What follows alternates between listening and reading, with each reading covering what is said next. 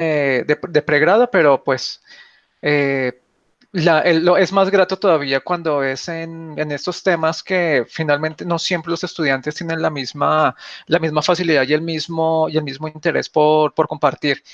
A veces hay digamos que a veces nosotros que estamos tan metidos en el cuento de la investigación tenemos como nuestros desamores con los estudiantes cuando es una materia mucho más estructurada y todo esto, porque cada parte que da uno en el curso es una oportunidad para profundizar más. Y entonces uno es muy dado a que, por decir algo, está dando internacional público. Por cada tema internacional público, la oportunidad de profundizar es increíble, porque, por ejemplo, solo a nivel de historia, ya uno encuentra revistas especializadas acerca de historia del derecho internacional, pero enfocado en la parte comercial, identificando el origen de instituciones, de prácticas, porque finalmente, como ustedes lo saben, la costumbre internacional está muy dada en torno a identificar también ese hábito como fuente del derecho acerca de qué es lo mejor a la hora de que luego se vea vertida en los tratados internacionales.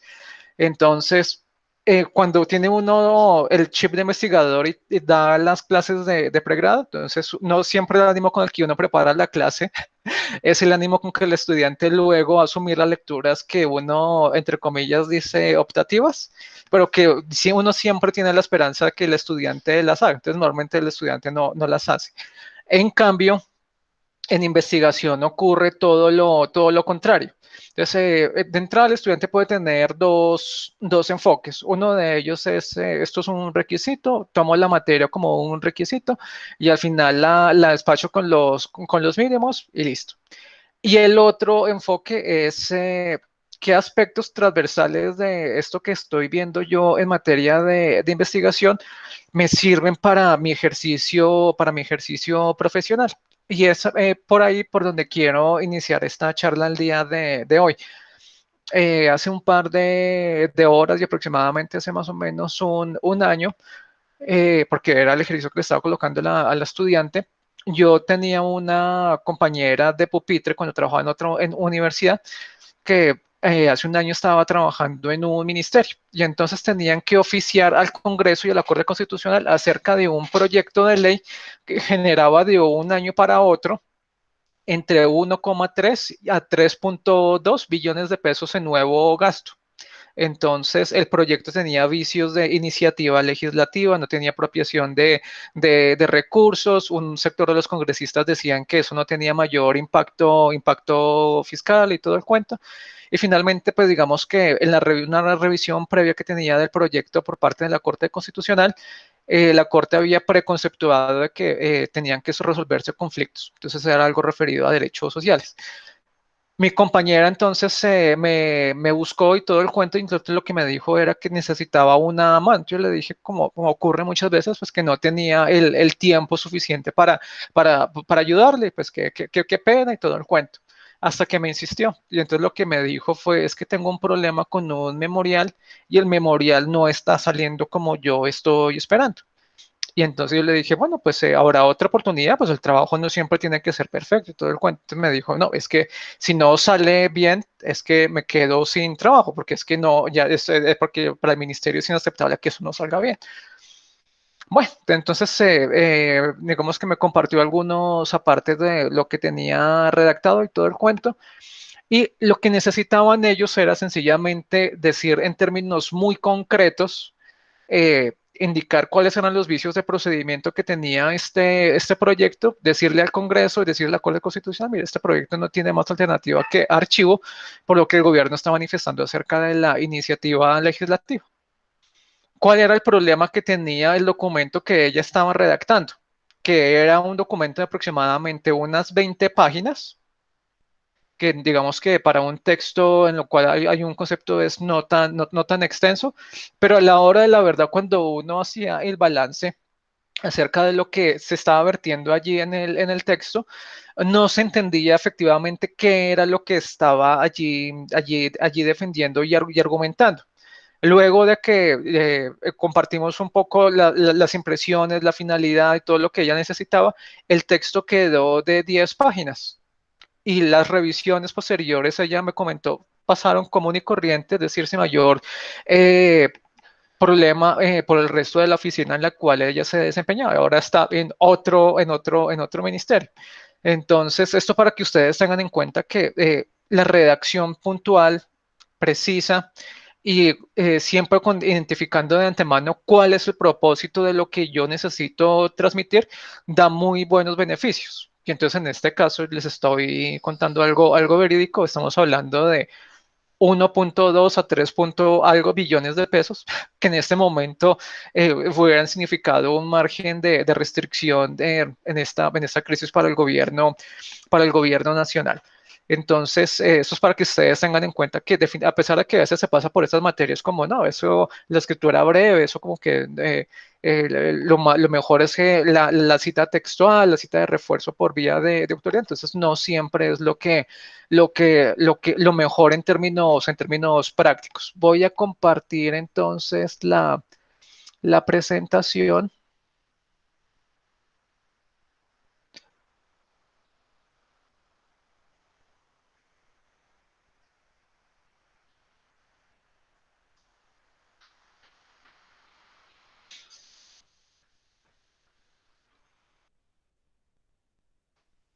Listo, ¿están viendo la pantalla? Sí. ¿Ven como un diagrama? Sí, señor. Listo, muchas gracias. Entonces, ¿de qué se trata entonces la escritura académica? Entonces, la escritura académica trata acerca de, primero, como lo ven aquí, en la elección de un tema de trabajo, acerca del tema de la disciplina donde está ubicado el problema, y a partir de allí desarrollar el ejercicio como tal. ¿De dónde toma uno el insumo para esos escritos? Con base en la literatura previa. Entonces tiene uno que hacer previamente la ubicación de qué otros artículos hay sobre el mismo tema y adicionalmente entonces mirar tanto a nivel de bibliografía, a nivel de libros, a nivel de artículos científicos que se ha escrito sobre el tema. Entonces, la primera invitación es definitivamente a usar las plataformas académicas como Google Académico y similares acerca de hacer un barrido preliminar de qué tanto se ha escrito sobre el tema, porque pasa lo siguiente. Hay momentos en los cuales para uno e incluso para el docente mientras uno termina de afrontar esta primera inspección del tema, temas que uno ve como muy candentes, muy interesantes a la hora de ser abordados, pero con una revisión ya preliminar, uno identifica que el tema ha sido trabajado con suficiente profundidad y que la sola identificación de los artículos publicados y de la literatura disponible para sentarse a revisar ya implica un trabajo previo importante y entonces lo que buscaba hacer uno como un aporte, entonces ya no es tan claro. Bueno, ¿qué sucede entonces con las ideas iniciales respecto de los artículos y de lo que esté uno escribiendo en materia académica? Que empieza uno a recibir entonces las críticas y sugerencias de colegas y en este caso pues será del correspondiente asesor. Y con base en esa interacción, entonces uno va terminando de delimitar cuál va a ser el tema objeto del escrito. La mejor recomendación que yo les puedo dar es sencillamente, como tengo aquí adelante unos casos, es tener identificada una pregunta de investigación o el interrogante, usarlo como una guía a lo largo del desarrollo del documento. ¿Por qué les estoy mencionando esto de entrada? Porque en muchas oportunidades lo que termina sucediendo es que el estudiante a la hora de emprender la redacción de los artículos o de los estos breves papers en las clases asume el diligenciamiento de esos como si se tratara de un libreto, es decir, que queda un documento con un texto, con una redacción revisada, con buena puntuación y todo esto, pero cuando examina uno el objetivo que se pretendía desarrollar, muchas veces ni el problema está identificado, ni está completamente validada las citas textuales, por más que sean de normativa y de jurisprudencia en tono de autoridad. en qué aportaban y qué análisis se estaba aportando el autor a la hora de sostener lo que allí se estaba planteando. Entonces, eso es muy importante para que lo tengan en cuenta. Entonces, regresemos al gráfico. ¿Qué es importante entonces? Entonces, aquí en esta parte de revisión preliminar de la literatura es tener en un texto independiente en papel y lápiz, es identificado qué es lo que estamos y qué es lo que nos pretendemos desarrollar. Por aquí, bueno, no la tengo en otra diapositiva, pero entonces para eso tengo una frase que es de un eh, químico francés que se llama Lavoisier, que se le dice el revolucionario, que cuando estaba haciendo su investigación en química, en el contexto político de la Revolución Francesa, entonces en ese momento la literatura científica, entonces perdón, circulaba muy en torno a sociedades científicas y a las reuniones que ellos tenían presencialmente en sus reuniones. Entonces, de la asociación y todo esto, y finalmente terminaban generando una especie de memorias que a su vez, digamos, luego de las revisiones que tenían, consolidaban anualmente como de registro lo que se había avanzado. Entonces, en una oportunidad, él dejó, digamos, no es como no estaba tan claro cómo era la estructura de redacción y todo lo demás, entonces él hizo una serie de sugerencias dentro de las cuales decía, él mismo compartía sus notas personales y decía, antes de emprender la escritura de lo que me pretendo desarrollar, he de diseñar previamente un plan acerca de lo que necesito efectivamente desarrollar. ¿Y por qué les estoy diciendo esto? Porque muchas veces, efectivamente, ustedes como estudiantes sí cumplen la meta de diligenciar o sea, de cumplir la meta de páginas, la meta de hacer la cita adecuadamente en formato estilo APA, pero finalmente no hay un objetivo remarcado acerca de cómo va a ser esa delimitación del problema. Aquí entonces me voy a devolver. Listo. Entonces me paso para acá. Entonces, ¿cómo empezar? Entonces, como les decía, se ve cuando circuló el curso encima de la diapositiva, es que no tengo claro si sí o no. ¿Ahí me puede indicar? Sí, señor. Perfecto, muchas gracias.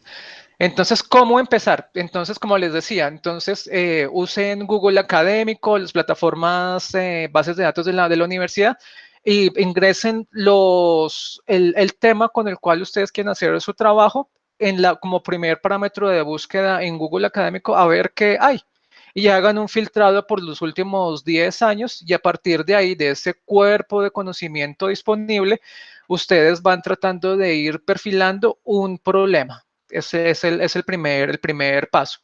¿Qué recomendación les doy yo? Entonces, que vayan guardando los documentos en una carpeta y la primera parte del archivo, entonces vayan guardando el nombre del archivo, identifiquen, guarden, ¿qué? Usen el número del año, porque eso les da un parámetro. Digamos que encontraron 10 documentos, perdón, sí, hagamos de cuenta que encontraron 10 documentos nomás del tema. Entonces, cuando ya ustedes luego tengan esa información de cada uno de los documentos descargados y inicie con el año, a ustedes les va mostrando tendencias. Entonces, por ejemplo, hagamos de cuenta que tiene que ver con el tema de la eutanasia. Entonces, van a haber más escritos referidos a la eutanasia si son posteriores a la sentencia de la Corte Constitucional que trató sobre la eutanasia. Y a partir de ahí puede o no puede haber bibliografía relevante sobre el tema. Entonces, esa primera organización de la información les va a permitir a ustedes identificar, bueno, el tema está álgido, no está álgido, alcanzó un punto de madurez a partir del cual ya es pacífico y no hay mucho que aportar. Entonces, ustedes ya a partir de ahí pueden hacer la elección de, sin haber escrito una sola página, cuál va a ser el tipo de documentos más importante a la hora de leer, identificar cuál es el estado del arte más reciente. ¿Qué hacen posteriormente? Entonces, a veces uno lo que hace es sencillamente ser muy consciente de cuál va a ser en general el tema y luego entonces lo que se hace es identificar, bueno, cómo está, qué problema hay y cómo lo voy a, y qué posible solución veo yo. Entonces hay momentos en los cuales a nivel de pregrado y como primeros intentos que hace uno sobre un tema, uno plantea el problema y a medida que va perfilando la búsqueda bibliográfica va encontrando si hay o no hay solución. Les cuento entonces muy anecdóticamente lo que me pasó a mí con mi tesis de maestría. Entonces yo había emprendido, yo sabía que quería trabajar intervención del Estado en ciencia y tecnología y quería trabajar acerca de los límites que tenía la libertad de investigación.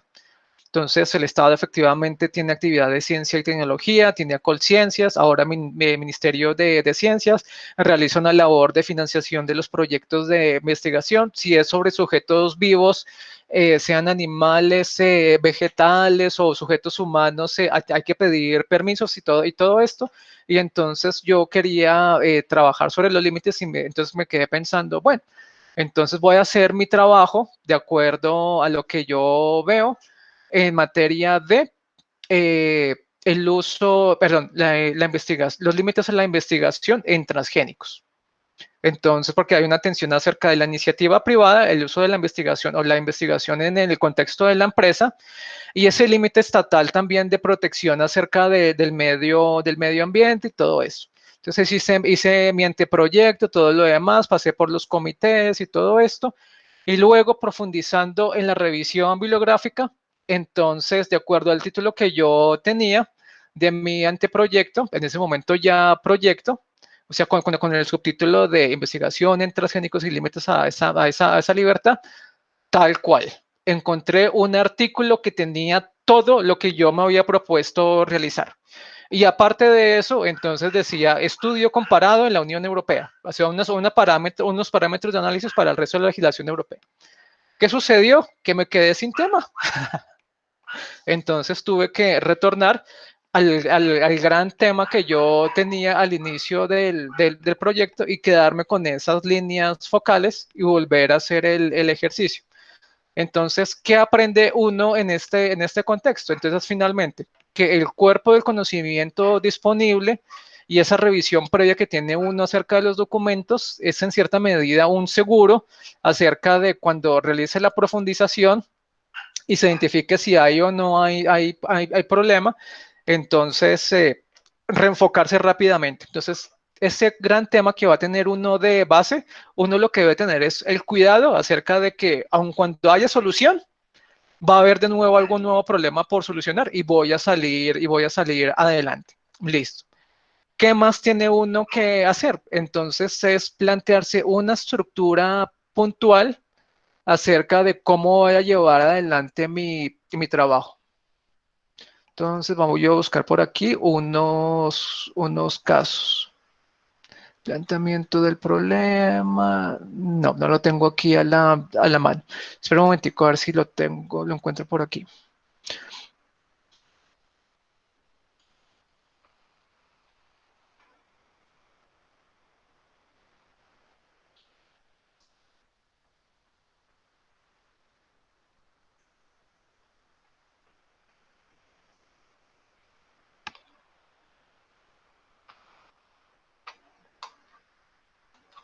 Listo, entonces les voy a echar, como se dice coloquialmente, la anécdota. Tengo que eliminar aquí, hacerlo anónimo. Ya. Bueno, no quedará tan anónimo, pero bueno. Entonces voy a cambiar aquí lo que estoy compartiendo. Y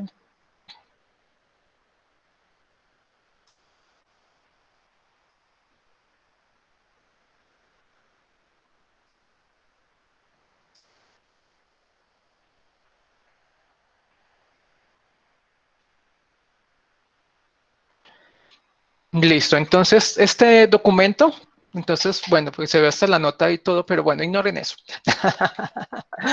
Entonces, efectivamente, yo en algún momento de la vida fui profesor de pregrado y lo que les quiero contar entonces es cómo hacía yo el trabajo con los estudiantes y a partir de esos casos reales, pues espero que quede suficientemente claro como el cuidado que ustedes deben tener. Entonces, ven aquí en la parte inferior, no sé si se ve tan bien, vamos a ampliarle. Listo.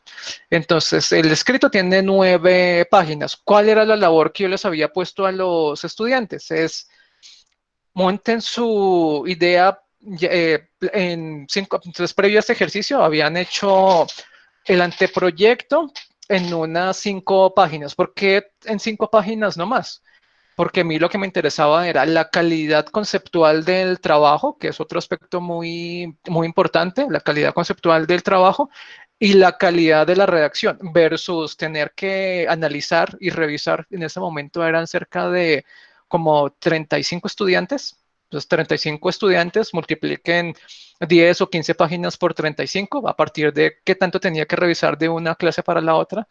Eh, Acerca de los anteproyectos y todo lo demás. Entonces, la redacción en breve me permitía, desde mi perspectiva, focalizar lo que yo tenía que revisar por parte de ellos, o sea, menos documentos para revisar. Y lo otro, que era la gran dificultad que tenían los estudiantes, era que no todos tenían esa habilidad, por más que estamos hablando de séptimo, octavo semestre, no todos tenían la facilidad de eso que normalmente se ve muy fácil para el caso de los memoriales y todo lo demás, escribir académicamente.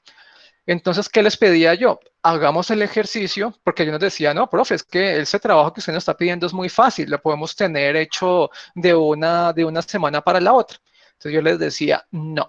No, porque finalmente el objetivo de la redacción es muy distinto. Entonces yo les pasaba un esqueleto que tenía estos puntos, el resumen, la introducción, el planteamiento del problema, la hipótesis, los objetivos, el general, los objetivos específicos, y luego les daba un amplio margen acerca del desarrollo del tema a partir del cual ellos empezaban a estructurarlo y a venderme la idea de cómo era que estaban dando solución a esa pregunta y ese tema que ellos estaban planteando.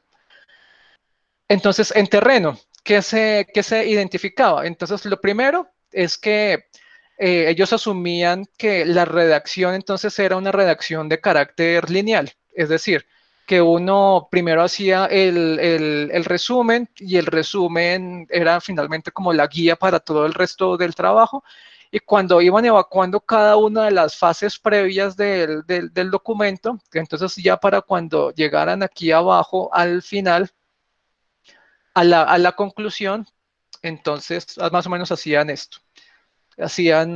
Colocaban un punto final, revisaban la bibliografía, cerraban el documento, me lo enviaban y listo. Ya nunca más tuve que ver con el documento y esperaré la sorpresa de la nota. Entonces yo les daba 15 y 20 días de trabajo incluso, eso porque era un ejercicio de todo el semestre, y lo que hacía es hacerles el seguimiento en las semanas previas a la fecha límite acerca de cómo iban, y entonces se asumía que una entrega imperfecta, aun cuando no era lo deseable, podía llegar a ser el resultado del ejercicio que íbamos a hacer, porque lo que me interesaba era identificar y que ellos fueran conscientes de qué limitaciones tenían a la hora de redactar académicamente. Entonces, a partir de aquí, ustedes pueden identificar ya, y después les puedo dar los siguientes consejos a la hora de escribir artículos científicos, y son recomendaciones que son válidas en cualquier nivel de estudios, tanto para pregrado como para especialización, maestría o doctorado. Y es que finalmente lo que hace uno es hacer una escritura paralela de cada uno de los apartes del documento. Entonces, puede tener uno inicialmente un resumen, pero solo hasta que llegó al final y con lo que efectivamente desarrolló, luego hace la revisión del resumen e identifica si el hilo conductor efectivamente corresponde con lo que efectivamente tiene el documento. ¿Y esto por qué? Porque lo que hace un evaluador de revista científica al momento de recibir la postulación del artículo es mirar el resumen, leer alguna parte de la introducción, mirarlo así como lo estoy haciendo yo, muy por encima acerca de luego cómo es el desarrollo del texto, y luego se queda aquí en las conclusiones y dice, sí, lo que el documento tenía en el título y en el resumen y en la introducción, lo alcanzó aquí el autor a la hora de hacer la conclusión. Entonces, desde el punto de vista editorial, si el revisor o el editor o el asesor editorial, el coordinador editorial determina que el documento cumple con esos requisitos, el documento sigue el trámite editorial. Si no, ya es un serio indicio de que el documento no va a pasar siquiera esos filtros. Entonces, la recomendación, ¿cuál es? Aun cuando la escritura sea breve, importa muchísimo la coherencia acerca de lo que se está escribiendo. Y a partir de aquí, algo muy importante es que no importa que un ejercicio tenga pocas pretensiones, siempre va a haber lugar de profundizar acerca de lo que de lo que estamos redactando. Entonces, un ejercicio, por decir algo, acerca de la revisión, un pequeño trabajo de campo acerca de la aplicación de la excepción de inconstitucionalidad en el Tribunal del Quindío, administrativo del Quindío. Es un ejercicio con esa poca pretensión de aisladamente durante un año si hubo o no casos y por qué caso se dio en el Tribunal del Quindío la aplicación de esa excepción de inconstitucionalidad. Luego puede escalarse, como dicen los economistas, a un ejercicio muchísimo más grande como economía de escala y hacer un trabajo comparativo muchísimo mayor. Y así hay muchos otros temas, por ejemplo, a nivel de políticas públicas, a nivel de aplicación judicial, por ejemplo, de cómo están fallando a nivel de tutela, por decir algo, en reconocimiento no del mínimo vital y hacer ejercicios. Entonces, yo les cuento un caso de la maestría. Entonces, unos estudiantes emprendieron el ejercicio de revisar si había o no vigencia de la jurisprudencia del mínimo vital aquí en el Quindío, en Armenia, y estaban haciendo el trabajo comparativo con Ibagué. Entonces, preliminarmente lo que ellos habían identificado, o por lo menos el punto de partida de ellos, que era, por decirlo de algún modo, su hipótesis, era que, pues, habiendo un precedente tan claro de la Corte Constitucional en materia de mínimo vital, lo que tenía que haber por cuenta de los tribunales, de los jueces laborales en Armenia y en Ibagué, era claro que ese precedente tenía que ser vigente. Pues hicieron el trabajo de campo y lo que encontraron era que no había vigencia de ese precedente en los jueces, como se dice, en los jueces más locales. De qué quedó el trabajo después de la preocupación de ellos de que no encontramos lo que nosotros queríamos de algún otro modo terminar de constatar? Lo que encontraron era que una cosa es como se ve la jurisprudencia a nivel nacional, a nivel de Bogotá, de los tribunales de cierre, y otra muy distinta es la realidad en las regiones y en las ciudades. Entonces, a partir de ahí pueden salir muchísimos más ejercicios. Aquí en este caso, como ustedes pueden ver, si este fuera una revisión de un texto que está llegando a una revista científica, qué diría yo? Entonces, es que la pregunta que se está planteando es en cierta medida, le coloqué yo ese, no, es muy amplia, los objetivos son muy amplios porque dice estudiar la normatividad vigente en cuanto al tema de la violencia intrafamiliar. Entonces pensemos nomás de entrada, porque la delimitación de los temas es muy importante. Entonces, es tan amplio estudiar la normatividad vigente en cuanto al tema de la violencia intrafamiliar, que aun cuando, digamos, no tuviera 8 o 9 páginas, tuviera unas 100. Posiblemente le haría falta espacio. Entonces, la delimitación es muy importante a la hora de lo que se está marcando uno como objetivo. Y lo otro que es muy importante en tema perdón, relativo al desarrollo del tema es el manejo de los títulos y de los subtítulos de las secciones. Entonces, ustedes notan aquí que hay un título que dice desarrollo del tema, pero aquí dentro de todo lo que está desarrollando, no hay una nivelación ni unas subsecciones que me digan a mí como lector qué es lo que se está desarrollando. ¿Qué sucede entonces respecto de, y luego aquí, 7, conclusión. ¿Qué sucede entonces para uno como lector, como evaluador o en el rol que está uno como un tercero respecto del documento? Sucede que la redacción empieza a volverse pesada y si el texto tuviera una mayor extensión, empieza uno a perderse con el hilo que está tratando de desarrollar en ese caso el estudiante o el autor. Entonces es muy recomendable que una vez fijado el resumen y la introducción en ese primer intento, la nivelación preliminar y tentativa que va a tener el trabajo, uno debe ser muy consciente acerca de cómo va a ser esa estructura, cosa que uno no se vaya a perder a la hora de hacer esa redacción. Listo. Entonces, regresando aquí a la presentación con otros ejemplos, entonces ustedes cuentan que ellos me seguían la recomendación, colocaban la pregunta y a partir de aquí en adelante terminaban colocando el resto del trabajo.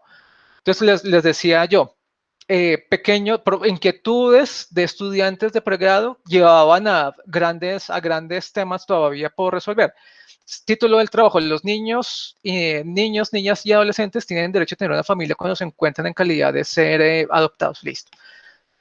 El título no es muy afortunado, pero el tema sí es muy importante porque dice cuáles son las causas desde el punto de vista administrativo del sistema de adopción para que haya un bajo índice de adopción de niños en Colombia que pueden ser adoptados. Entonces el estudiante me echaba el siguiente cuento, que a raíz de una sentencia de la Corte Constitucional que establecía que el bienestar familiar tenía que hacer una especie de reagrupación familiar para identificar qué otra familia había, entre comillas, disponible, porque no es el mejor término, mis excusas, para que pudiera recoger el menor dentro de ese núcleo familiar inicial, hasta que no estuviera agotado, que no había un familiar disponible, sí se podía colocar a ese menor en disposición, de nuevo, muchas disculpas por el término, de una tercera familia para que fuera adoptado. Y entonces se estaba generando una contradicción, y era que el bienestar familiar se estaba desgastando en un trámite administrativo de regrupación familiar para dejar constancia de que no había algún familiar disponible, y que curiosamente el Estado, en este caso el bienestar familiar, terminaba siendo, palabras más, palabras menos, el papá de ese menor durante un buen tiempo, en vez de reubicarlo rápidamente en una familia. Y entonces el estudiante, yo le decía al estudiante, la pregunta está una pregunta gigantesca. Terminé de acotarlo a algo más puntual. Entonces, efectivamente, pasó algo muy curioso de que pasa en el pregrado, me pasó en el pregrado, ese pregrado de investigación, y era, bueno, yo lo ves entonces en el municipio de Sucre y todo eso, y luego las semanas iban pasando, entonces ya pasó a uno de los municipios, y luego finalmente no, finalmente lo único que terminó fue puliendo la redacción porque no quedó tiempo para más. Pero bueno, pero así se va con esto. Pero hagamos de cuenta que el estudiante lo hubiera hecho o que alguno de ustedes quiera hacer este trabajo. Efectivamente, uno puede hacer ese sondeo de si se pueden o no adoptar y luego rescalarlo a nivel departamental, nivel municipal, a nivel departamental, nivel nacional. O centrarse acerca de la sentencia de cómo efectivamente fue que el caso se falló y los inconvenientes que está generando esta sentencia en materia de adopción. Bueno, entonces eso en esta materia de ejercicios prácticos. Y los otros son temas, digamos, el hecho de que sean trabajos de pregrado no quiere decir necesariamente que los temas sean aburridos ni que la calidad de redacción que pueda alcanzar el estudiante sea deficiente. Entonces aquí les tengo otro ejemplo. Deportistas colombianos, dificultades para obtener una pensión. Entonces el estudiante dice, el acceso por parte de los deportistas colombianos a la seguridad social, especialmente el sistema general de pensiones, se ha visto limitado por los diferentes factores que hace que la obtención de esta pensión se vuelva dificultosa para ellos. A pesar de que existe un régimen especial, como es el programa Glorias del Deporte, que otorga pensiones a aquellos deportistas que logran una medalla en un evento que debe ser reconocido por Coldeportes, no deja de ser difícil obtenerlo debido al poco apoyo que el Estado a través de las ligas les otorga. Entonces no es algo únicamente referido al caso del fútbol, que es lo primero que piensa uno. Entonces, ¿qué sucede con este resumen? O sea, que invita bastante a leer el documento, que muestra una problemática real y de acuerdo a cómo sean los contratos comerciales en materia de contratación de los deportistas, entonces es bastante, o sea, si esto fuera en cierta medida algo medianamente más estructurado para una revista científica, yo diría, lo leo, aun cuando lo vea deficiente, me doy a la pelea de que le hagan comentarios y para reforzarlo y que el autor se esfuerce a ver qué tan bueno viene. ¿Y por qué les cuento esto a partir de este documento? Porque hay momentos en los cuales, desde el punto de vista editorial, uno observa lo siguiente. Entonces, hay textos que vienen muy bien redactados, muy bien pulidos, muy bien presentados, cumplen con la extensión, pero, como decimos en el ámbito editorial, surgen, o mejor, perdón, tienen la anomalía de la perfección.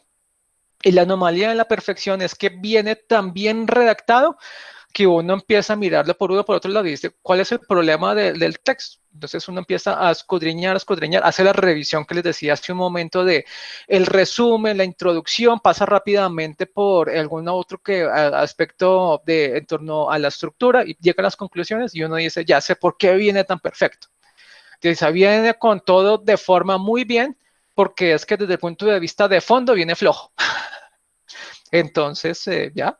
Entonces, los estudiantes también pueden hacer eso. Entonces, venderse de una a los aspectos formales, pero a nivel de fondo tener muchas deficiencias.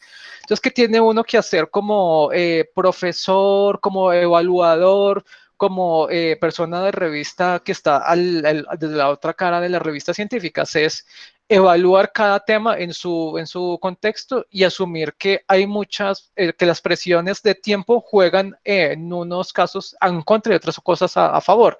Entonces, para quien tiene la facilidad de redactar y con mediana fluidez, es posible que efectivamente sí, tenga un texto muy bien redactado, tenga un texto pulido en materia de redacción, pero que a la hora de presentar un problema no necesariamente lo logre. Y puede pasar lo otro.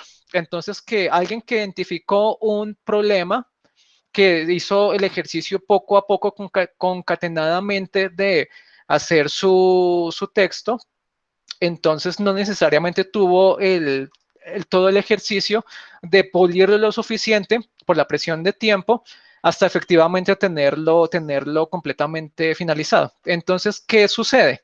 Que pasa lo que está aquí en las carátulas de los libros, que uno empieza a la hora de redactar los artículos con una pretensión de tenerlo casi todo abarcado, entonces la teoría del todo, del origen y destino del universo, pero a medida que va redactando, entonces ya no es la teoría del todo, sino la teoría de casi todo.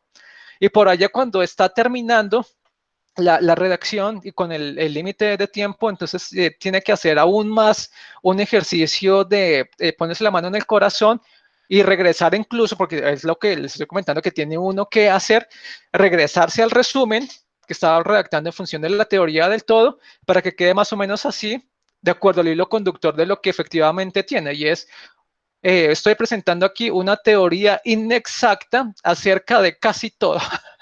Porque era como había que acotarlo de acuerdo a lo que tenía en ese momento. Entonces, eso es algo que debe tener uno en cuenta, tanto como estudiante como investigador presionado dentro de un plazo a la hora de finalizar el trabajo. ¿Qué hace uno finalmente? Entonces se preguntan ustedes. Entonces es básicamente tener el esquema definido. Entonces voy a pasar aquí a otra presentación. Entonces, espera un momentico. Les voy a dejar de presentar.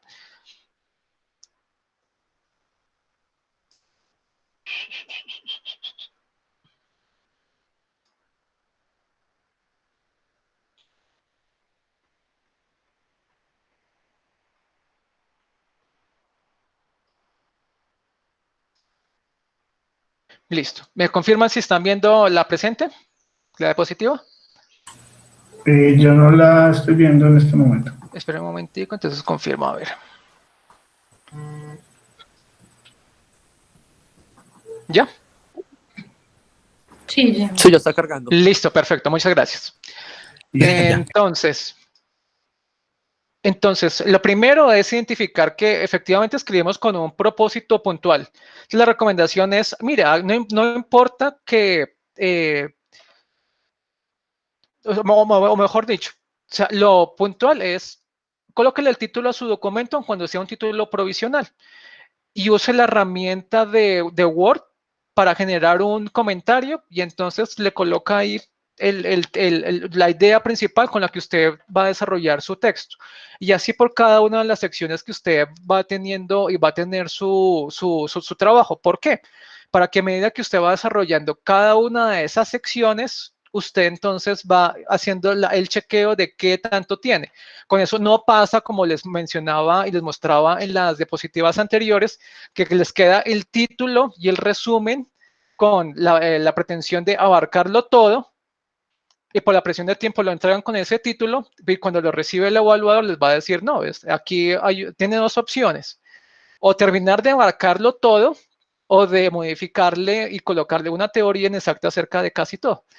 Entonces, uno tiene que ponerse en ese tono a veces con los autores. Entonces, tiene dos problemas. Tiene un problema que tiene dos soluciones. O modifica todo el texto en función del título, o ajusta el título. Y eso pasa, y es algo muy frecuente. Entonces, recomendaciones es colóquele el título al documento y colóquele en un comentario el propósito puntual a partir de con el cual lo va a desarrollar. Siguiente recomendación, aun cuando sea para un público digamos, de no tan grande, para que sea un ejercicio académico de pregrado, parte desde el punto de vista que está escribiendo para alguien especializado y alguien que tiene un nivel por lo menos superior al cual usted mismo está aspirando. ¿Por qué? Es decir, está escribiendo para un público más especializado. Entonces, ustedes dirán, bueno, pero esto qué utilidad tiene. Entonces, tiene la siguiente utilidad.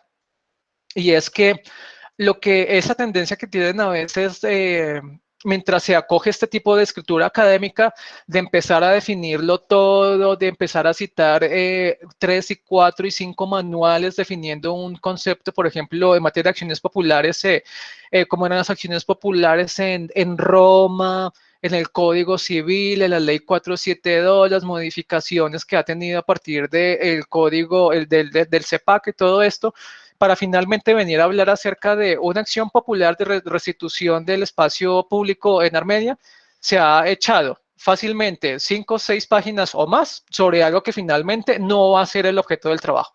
Entonces, lo que ustedes tienen que partir es de una delimitación de tener una precisión conceptual acerca de los términos que van a ser fruto desarrollo del trabajo, y empezar entonces a hacer uso de ese lenguaje técnico desde el inicio del trabajo. Entonces, ¿qué conlleva esto? Lo que les voy a decir a continuación, que la escritura del texto finalmente no es una escritura lineal.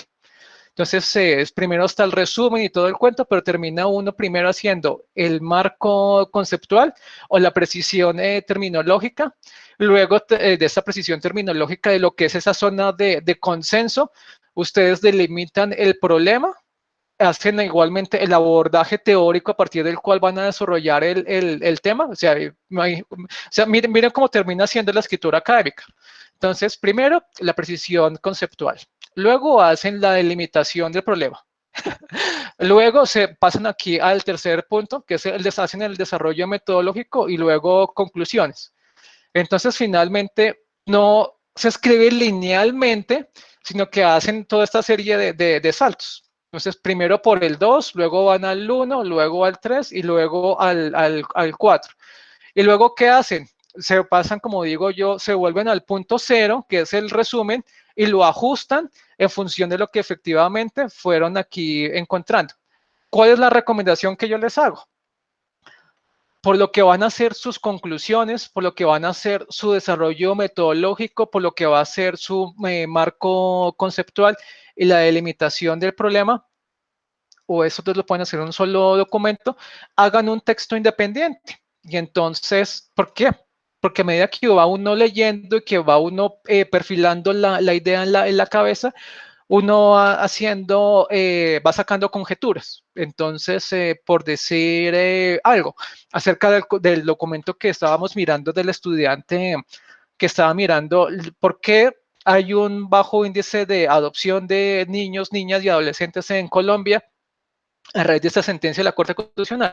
Entonces abre uno el documento de análisis y conclusiones a partir de lo que va leyendo, y entonces abre una viñeta y va colocando: mi percepción inicial es que la Corte, aun cuando sea la Corte Constitucional, se por darle mucha protección al núcleo familiar inmediato que pertenece el menor, tuvo ese énfasis tan remarcado que se olvidó de que era más importante darle mayores facilidades a quien efectivamente le pueda brindar rápidamente al menor un hogar, que está generando por decirlo de algún modo, un trancón en materia de adopciones.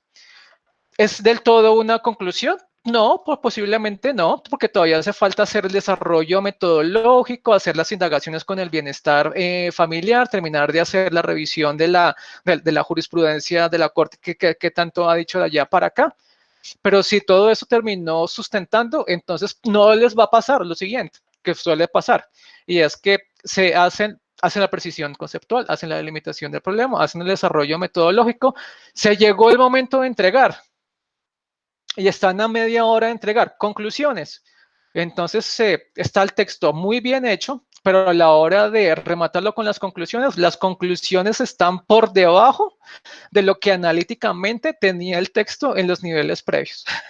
Entonces, segunda gran recomendación, o como lo quiera, o como quien lleve la cuenta, gran recomendación a la hora de escribir académicamente, y es escriban con mucha anticipación para que no les pase que tuvieron que entregar y entonces el análisis y las conclusiones están por debajo de lo que efectivamente tienen desarrollado.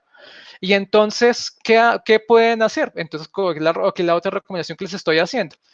Abran los documentos que van a ser el insumo final del artículo y vayan teniendo de cada una de esos apartes suficiente avance, cosa que cuando llegue lo relativo a la entrega, ustedes puedan tener de cada uno de esos avances el suficiente control, la suficiente estructura, cosa que luego ensamblaron e hicieron la redacción del resumen, perfilaron su introducción, hicieron el manejo de la bibliografía y un artículo muy breve de unas 9, 10 páginas a espacio sencillo puede ser a posteriori un excelente desarrollo, muy honesto, con un gran problema de investigación, para luego terminar de desarrollarlo, si lo quieren, en un artículo que vaya para una revista indexada, porque luego las revistas indexadas tienen la siguiente ventaja,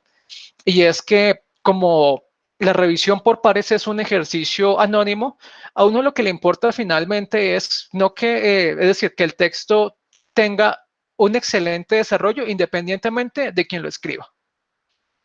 Y entonces ese trabajo juicioso, ignorando el bagaje con el que venga el autor, si, por decir algo, en este contexto que nosotros nos movemos, que es el jurídico de los abogados, un abogado que está trabajando en el tema, en el día a día, y que tenga una formación suficientemente fuerte de base, está en la completa capacidad, asumiendo que existe la libertad de investigación, en hacer la precisión conceptual, la delimitación del problema, el desarrollo metodológico, hacer el análisis y las conclusiones con igual suficiencia que un investigador pago por una universidad.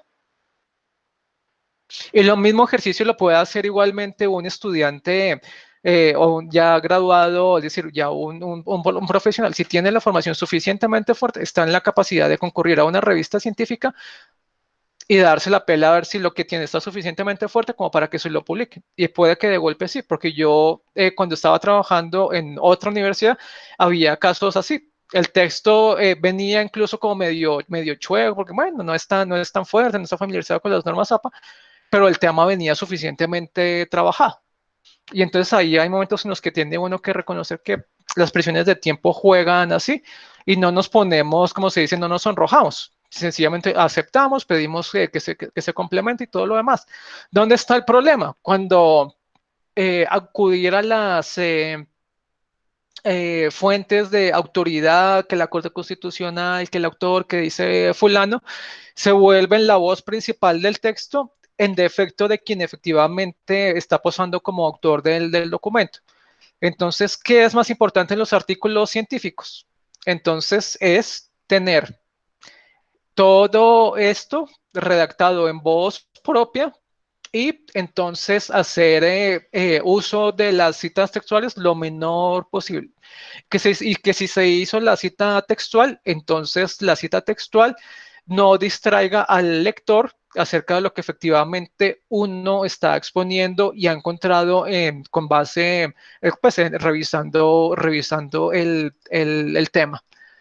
Entonces, ¿cuáles son las recomendaciones? Entonces, hagan esa precisión conceptual de su tema y utilicen esos conceptos clave en la búsqueda que van a hacer inicialmente en los buscadores como Google Académico. Puede ser de cualquier materia, no sé aquí qué tanto margen tiene, eso ya se los dirá en su momento Juliana, la doctora Juliana, hagan esa delimitación del problema, que como les estoy mencionando con casos prácticos, pueden tener problemas a pequeña escala, pero con grandes pretensiones. O sea, solo está variando, como digo, como se le dicen a veces a los niños, comiendo la hamburguesa, está comiendo pequeña parte, pero luego ya podrá morder toda la hamburguesa, comérsela a punta de mordiscos, no solo a punta de partes. Entonces, tengan muchos, entonces la precisión conceptual y la limitación del problema puede ser suficientemente buena para luego hacer un ejercicio con pretensión y de alcance nacional. Y el desarrollo metodológico, la serie de etapas a partir y de precisiones conceptuales y metodológicas que ustedes van teniendo en el desarrollo de sus textos, puede ser suficientemente hilada y delimitada, cosa que quien esté leyendo vaya entendiendo, vaya siguiendo el hilo conductor del documento. Una metodología suficientemente fuerte, aun cuando no implique mucha revisión o sea, de entrada mucha revisión de documentos, puede dar pie a que luego se pueda hacer en mayor escala el texto. Entonces, una ficha de análisis de jurisprudencia suficientemente robusta, luego puede dar lugar a que examinemos no 5 sentencias, sino 20, 30 y más. Entonces pueden hacer el trabajo de redacción de un artículo científico como primer intento con vocación de llevarlo a algo mucho más grande. Les cuento entonces aquí también un caso que yo conocí. A mí me nombraron de evaluador de un trabajo que hacía la revisión de las sentencias de la Corte Constitucional, sentencias de la Corte Constitucional que hacían exhortos al gobierno nacional. Listo. El trabajo tenía aproximadamente unas como 120 páginas y las primeras 90 eran páginas relativas acerca de la vigencia del precedente y todo el cuento. Mencionaban uno que otro aspecto acerca de la relevancia de los exhortos de la Corte Constitucional al Congreso y el gobierno. Y por allá, ya sobre el final, era donde estaba el punto importante. Listo. Pasamos a la fase de sustentación de ese trabajo y con mi particular sentido del humor le dije a la estudiante y a su asesor, porque también estaba ahí, que tenía un problema con el trabajo y pues les dije muy escuetamente, a pesar de que yo creía que iban a estar más desenfadados, pero mi intención inicial era romper el hielo, no lo logré. Les dije, tengo un problema con su trabajo. A pesar de que lo hice con el mejor ánimo, con la sonrisa en mi cara y todo lo demás, les dije, me sobran 90 páginas de su trabajo. Y les decía por qué. Entonces tienen 90 páginas que están hablando acerca de algo que ya sabemos, que es vigencia del precedente, los exhortos que hace la Corte Constitucional y todo eso. Y la parte más importante, que era examinar cuál era la función y lo que había hecho el gobierno y Congreso a partir de esos exhortos, había sido la parte marginal en el trabajo y entonces quedaba uno como, entonces voy a encontrar las medidas, lo que hizo el Congreso, ¿no? Entonces, ¿cuál fue el grado de acatamiento que tuvo los exhortos? Y no había ese grado de desarrollo allí. ¿De qué quedó el trabajo? Entonces quedó con base en, o sea, quedó efectivamente rescatado, que tenía un trabajo, porque era un periodo de tiempo muy, muy delimitado, que tenía toda esa potencial de de ser analizado y profundizado incluso a nivel de maestría, porque el exhorto del Congreso, perdón, de la Corte Constitucional del Congreso da para muchos temas a nivel de limitación de política legal, y a nivel de Congreso, pues todo lo que ustedes imaginen a partir de en qué momento le toque, ¿no? Porque si es en momento de planteamiento del Plan Nacional de Desarrollo, puede tocar los 4 años de gobierno. Si está en oportunidad de ser incluido dentro del Congreso, ese exhorto entonces perdón, del presupuesto, puede dar lugar a la modificación del presupuesto. Entonces, ese trabajo de inquietud ha surgido al interior del programa de pregrado, da lugar de profundización todo el que ustedes quieran. Bueno, entonces, en resumen, como les decía, las secciones del trabajo, perdón, de los artículos se escriben en paralelo y se va ajustando en función de lo que se va definiendo poco a poco en el trabajo. El hilo conductor, entonces, se va ajustando gradualmente a medida de lo que vamos encontrando, y tener pre-redactadas en esas conclusiones y de forma independiente esas corazonadas a medida que nosotros vamos encontrando por la redacción del documento. Entonces nos permite que cuando estemos haciendo las conclusiones y haciendo y consolidando el análisis, no vamos a tener entonces unas conclusiones deficientes, y lo que nos hemos dado la pelea de hacer previamente, aun cuando no haya sido mucho en términos de volumen, va a tener la suficiente coherencia para tener esa idea puntualmente lo mejor desarrollada. Entonces, ha concluido el tiempo. Creo que con esto, pues espero que las haya sido de mucha utilidad.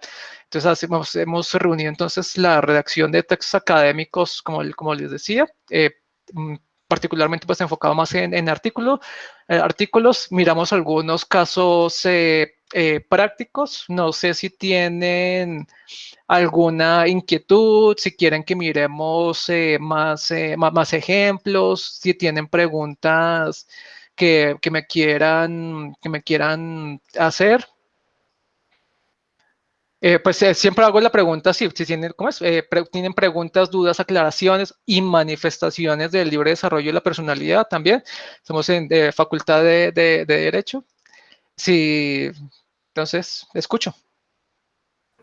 Bueno, doctor Gerardo, muchísimas gracias por la intervención. Pienso que ha sido bastante ilustrativa para todo y bueno, de alguna manera ha retomado algunas de las recomendaciones y aspectos que hemos venido hablando en el semestre, la delimitación del problema, aspectos metodológicos, Sí, etcétera. Ellos ya en estos momentos se encuentran realmente en la fase final, ¿no? Porque sí, ya tienen su introducción, sí, avances como tal, ya están finalizando la recolección de información de sus últimos objetivos para llegar a las conclusiones. sí. Bueno, yo quiero también preguntarles a los muchachos si tienen alguna duda, alguna inquietud para que aprovechen el espacio, pero también quisiera, doctor, preguntarle de pronto algún aspecto que me parece a mí importante. Bueno, porque algunos de los grupos pues no alcanzan por efectos de tiempo a terminar todo el proyecto, entonces van a entregar conclusiones parciales, ¿no? Dentro Sí, de sí, la... eso suele suceder. Entonces sí quisiera, yo sé como ya usted les ha dado unas recomendaciones de esas conclusiones, de la importancia que tienen las conclusiones y efectivamente pasa mucho, ¿no? Que a veces, sobre todo por efectos de tiempo, la conclusión, o sea, llega uno con mucha fuerza en la carrera y al final se desmayó y quedó la conclusión de un parrafito muy escueto. Si quisiera como que les hiciera un énfasis en qué recomendaciones les puede dar sobre qué debe haber en la conclusión, qué debe haber en la conclusión, qué aspectos no se deberían dejar pasar, sobre todo teniendo en cuenta que es un artículo de investigación y que eso va muy de la mano con la pregunta. Y también teniendo en cuenta su experiencia como editor, quisiera preguntarle en términos ya más bien formales, ¿cuáles son los principales errores que a veces se cometen cuando se presentan artículos en términos, digamos, ya de manejo del español, lo diría yo, ¿no? A veces que párrafos muy densos, uso de signos, etcétera. Sí, entonces, bueno, como recomendación, entonces, o mejor dicho, le retomando la primera pregunta acerca de las conclusiones, antes de que se me olvide. A veces las conclusiones están descompensadas. Entonces, yo he visto, por ejemplo, artículos que la estructura, el resumen está bien, la introducción está bien, metodológicamente está bien. Han hecho uso de consultas incluso a autoridades, no solo, digamos, no solo las tradicionales que asume uno que alcaldías y todo eso, sino que hacen incluso acercamientos de carácter técnico y todo esto. Y a la hora de llegar a las conclusiones, aun cuando sea, por ejemplo, una postulación libre en cuestión de tiempo y todo esto, las conclusiones están analíticamente por debajo de lo que, y descompensadas también en volumen de redacción respecto de lo que haya tenido preliminarmente el trabajo. Entonces, no es raro encontrar trabajos, es decir, artículos en los cuales el trabajo en sí tiene unas excelentes 31 páginas muy bien redactadas, muy bien sustentadas, y cuando se llega a las conclusiones abarcan fácilmente entre 3/4 partes, hacia acaso una página. Y entonces, finalmente, no está sentando postura acerca de lo que efectivamente desarrolló e hizo analíticamente. Y entonces eso es, para mí, eso fue un fallo garrafal. Entonces tiene que haber un equilibrio entre el trabajo preliminar y el grado de estado del arte que está ofreciendo las conclusiones con base en todo lo que se hizo preliminarmente. Lo otro es que tiene que estar en materia de la plataforma conceptual, tiene que estar muy bien delimitado cómo se está, qué lenguaje se está usando. Entonces, por ejemplo, en materia de acciones populares, entonces, porque a veces lo que les decía es verdad, eh, los autores hacen mucha reverencia a la corte o a algunos autores para definir unos conceptos que a la hora de la verdad ya están decantados, y entonces eso les quita precisión o les quita páginas acerca de cómo hacer la demostración metodológica y que sustenta finalmente los resultados. Esa es otra falla. Entonces es tener una redefinición, acudir mucho perdón, ser muy extenso en las precisiones conceptuales acerca de los términos, y sacrificar el resto del trabajo por tratar de ser el nuevo Primni y cosas así por el estilo. Entonces, no. Entonces, ser el discípulo oculto de Primni para finalmente terminar desechando el análisis jurisprudencial, las incoherencias que a veces hay entre las mismas, o la brecha que hay, por ejemplo, como les decía, entre la jurisprudencia nacional y lo que hay en los juzgados. Eso suele pasar, y a esos estudiantes les pasó. Entonces, que es la siguiente recomendación. La voz en las conclusiones es la voz de los autores. Entonces, a veces una tendencia muy marcada cuando se está iniciando es acudir a una frase de algún autor o algún doctrinante en las conclusiones, y a partir de ahí hacer el desarrollo. O si se quedó corto del tiempo, entonces decir más o menos como aquí en este apartado ya conclusivo no puedo estar más que de acuerdo con lo que dice Diego López en materia del precedente judicial. Y a veces hay sorpresas más o menos así, que ese autor que está citando, en este caso, solo a nivel ejemplificativo, Diego López, es la primera vez que se está citando ese autor en todo el texto. Y lo otro es que todo lo precedente que ha hecho el autor o el estudiante lo está echando por la borda. Es decir, que para él era más importante terminar de hacerle reverencia, así fuera in extremis, a ese autor, desechando incluso y quitándole valor a lo que él mismo había hecho. Entonces, eso suele ocurrir a veces. Entonces, es terminar por darse mayor soporte, es desechando lo que había hecho precedentemente. Entonces, eso no puede pasar. Lo otro es, que es muy importante, tener una métrica en torno a la redacción. Entonces, creo que lo vimos en algunos casos. Y es que tienen unos párrafos que tienen 20 líneas o incluso más. Y entonces hay un momento en el cual uno como lector, eso, por más académico que sea y por más bien escrito y por más que se haya cuidado la redacción, eso no lo invita a uno a leer el texto. Al contrario, puede ser incluso muy breve el texto, pero lo que hace uno es no voy a leer más. Entonces, la materia de los subtítulos que va a tener el trabajo, que tenga párrafos redactados entre de 5 a 10 líneas como máximo y desarrollando cada uno una idea muy, muy puntual, es clave. Y que las citas textuales sean la minoría en torno a lo que se está haciendo y que si la cita textual de todos modos va, a pesar de que Norma APA no dice, no da mayores instrucciones en torno al punto de la letra, es haga la cita textual en una letra de mayor punto. Porque habemos unos lectores que cuando vemos la cita textual me dio pereza leer. Entonces, ¿qué hace uno? Es ignorar mentalmente la referencia textual y buscar rápidamente dónde empata nuevamente la voz del autor. Y a veces pasa lo siguiente, que era algo a lo que yo les hacía a mis estudiantes de pregrado y que lo odiaban mucho. Entonces, nos sentábamos simultáneamente a una hora específica, nos conectábamos y mirábamos el Google Doc. Había en ese momento una especie de chat en Google Docs y hacía yo lo siguiente, subrayaba las citas textuales, por decir algo de un texto de unas 10, 15 páginas. Entonces las subrayaba, las mantenía con control y luego les decía, cuidado con lo que va a pasar, les voy a hacer magia.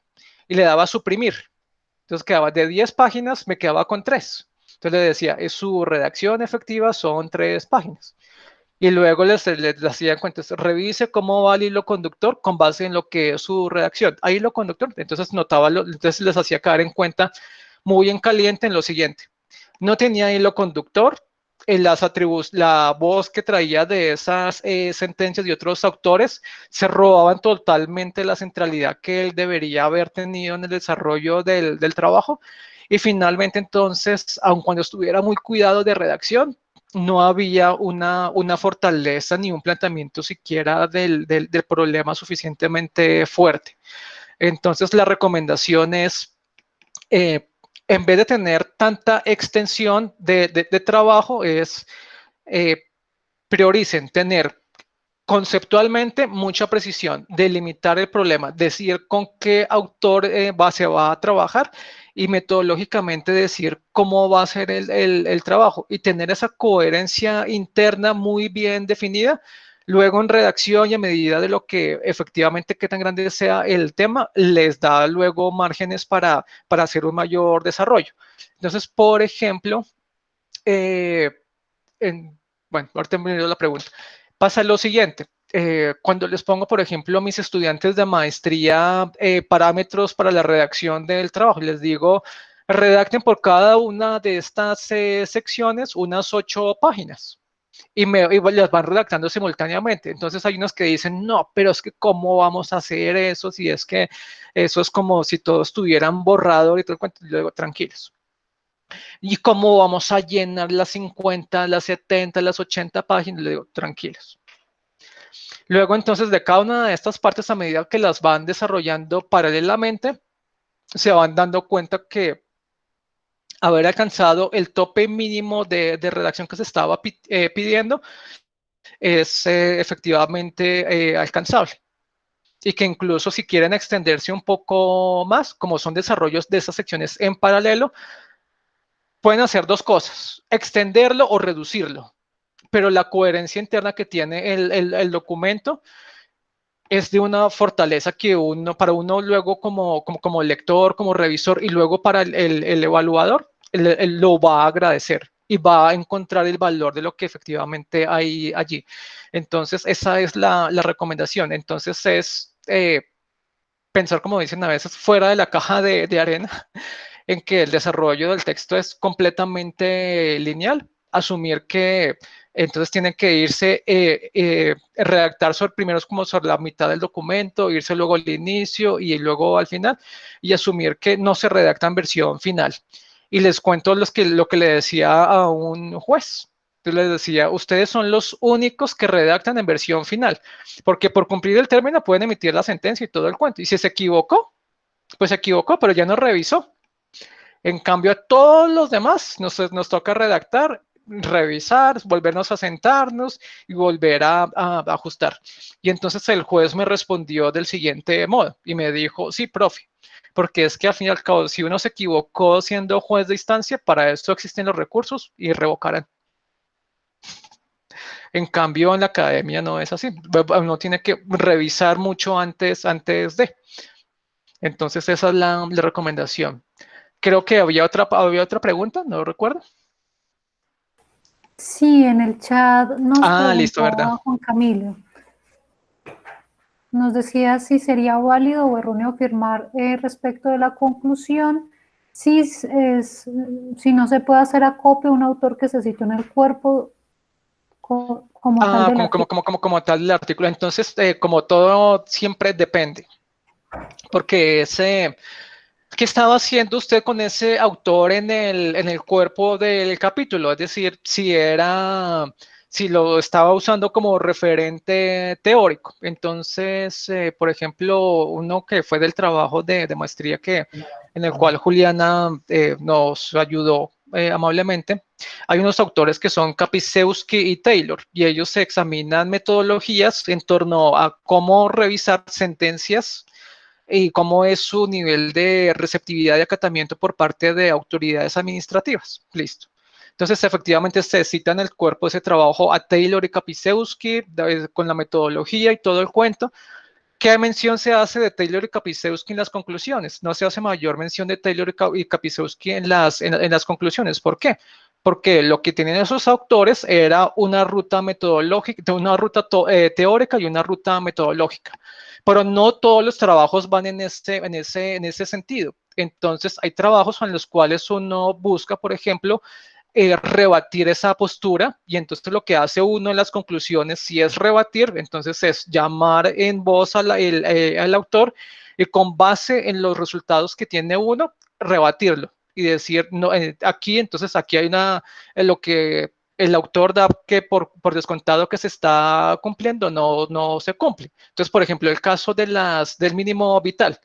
Está suficientemente esgrimido el precedente judicial y el mínimo vital. Es decir, asumimos que la jurisprudencia tiene carácter vinculante a nivel de precedente, sí. Que hay un precedente en materia de mínimo vital, sí. ¿Se cumplió el mínimo vital en las sentencias que yo revisaba? No.